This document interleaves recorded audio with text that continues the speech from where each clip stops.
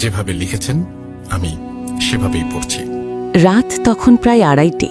শ্রাবণ মাসের আকাশ কালো মেঘে ঢাকা। বিদ্যুৎ চমকাচ্ছে মুহুর্মুহু, আর তার পরপরই কানে তালা লাগানো বজ্রপাত। মুষলধারে বৃষ্টি পড়ছে, যেন আকাশ ফেটে সব জল নেমে আসছে পৃথিবীতে। আমি তখন আমার একতলার ছোট্ট স্টাডি রুমে বসে একটা পুরনো থ্রিলার উপন্যাস পড়ছিলাম। বাইরে এমন দুর্যোগপূর্ণ আবহাওয়ায় বইটা আরও গা ছমছমে লাগছিল। হঠাৎ করেই দরজায় কি যেন মৃদু টোকা দিল। প্রথমে ভেবেছিলাম হাওয়ায় কিছু এসে পড়েছে, তাই পাত্তা দিইনি। কিন্তু পরক্ষণেই আমার টোকা পড়ল, এবার একটু জোরে। এই গভীর রাতে কে আসতে পারে? আমার তো কোনো আত্মীয় স্বজন বা বন্ধু এত রাতে আসার কথা নয়। বুকের ভেতরটা ছাঁদ করে উঠল। তাও সাহস করে উঠে গিয়ে দরজার ফুটো দিয়ে দেখার চেষ্টা করলাম, কিন্তু বাইরে এত অন্ধকার আর বৃষ্টির ঝাপটায় কিচ্ছু দেখা যাচ্ছিল না। জিজ্ঞেস করলাম, কে? কোনো উত্তর নেই, শুধু বৃষ্টির শব্দ আর বাতাসের শো শো আওয়াজ। আমি ভাবলাম হয়তো কেউ ভুল করে এসেছে বা কোনো ভবঘুরে আশ্রয় চাইছে। দরজা খোলার সাহস পেলাম না। আবার বই নিয়ে বসলাম, কিন্তু মনোযোগ ফিরছিল না। কেমন একটা অস্বস্তি হচ্ছিল।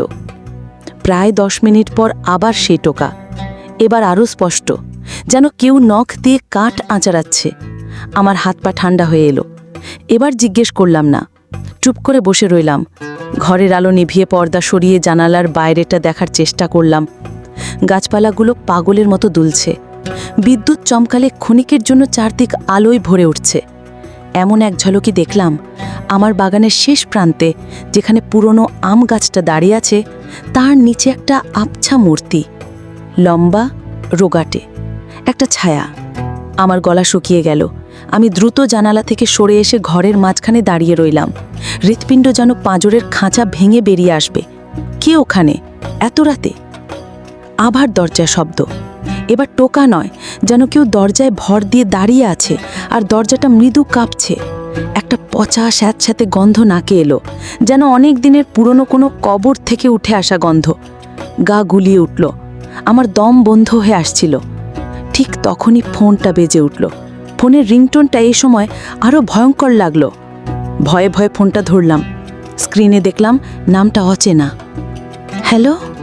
আমার গলা কাঁপছিল। ওপাশ থেকে কোনো আওয়াজ নেই, শুধু একটা মৃদু হিস হিস শব্দ। মনে হলো কেউ শ্বাস টানছে, দীর্ঘশ্বাস। আমি প্রায় চিৎকার করে উঠলাম, কে বলছেন?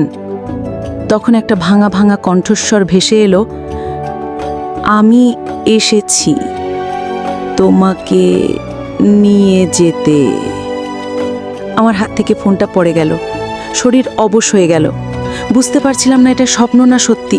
ঠিক সেই মুহূর্তেই হঠাৎ করে ঘরের সব আলো নিভে গেল।